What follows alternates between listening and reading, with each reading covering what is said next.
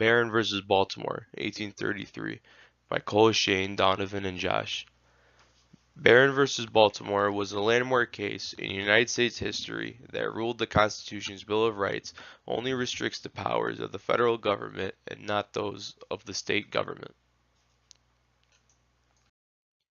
John Barron and John Craig were the owners of a profitable wharf in the Baltimore harbor who sued the city after excess dirt filled in their wharf, making the water too shallow for most ships coming through. This damage was caused when Baltimore road workers diverted multiple streams that were in the way of road work towards the harbor, which caused dirt, sand, and other debris to fill in the wharf, making it unusable for larger vessels. Realizing this violated the Fifth Amendment takings clause, John Barron sued the city of Baltimore for $20,000 for damages and lost profits that came from the wharf, but was only granted $4,500 in the end, which was considered a substantial amount of money at the time. Barron has won at this point, but it wasn't until an appellate court got involved where things changed.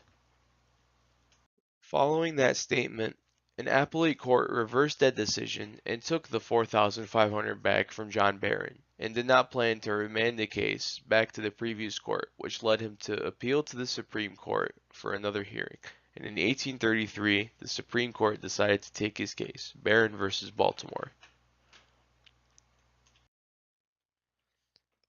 The major question for everyone before the court was, did the Fifth Amendment or in any part of the Bill of Rights apply to and regulate the powers of state government as well as applying to the federal government, or did the Bill of Rights only restrict actions of the federal government?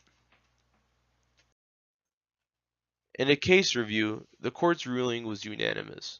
Chief Justice John Marshall stated that the Bill of Rights was designed to regulate the activities of and avoid possible abuses of power by the federal government and was not applicable to the states.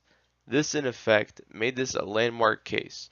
Chief Justice Marshall even said, in his own words, making the decision was not of much difficulty, which was self-evident from the scripture and literal language of the Constitution.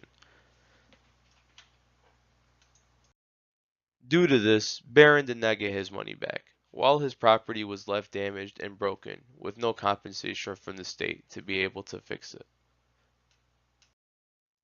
In the years following the ruling, there was only one case, U.S. versus Cruikshank, that had a similar problem of what applies to state governments and what did not apply, where Barron was referenced. However, Barron versus Baltimore was influential when it came to the creation of the 14th Amendment.